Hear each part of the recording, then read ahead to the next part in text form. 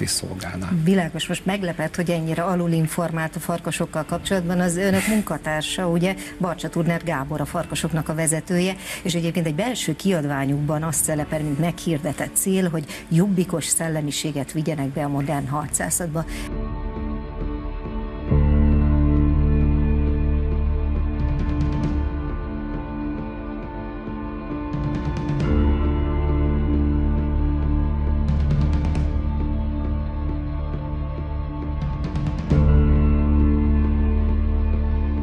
Egyébként mindenféle kiképzésben részt vesznek a tagok, és többek között szerepel az ő programjukban a határőrhelyek felkeresése.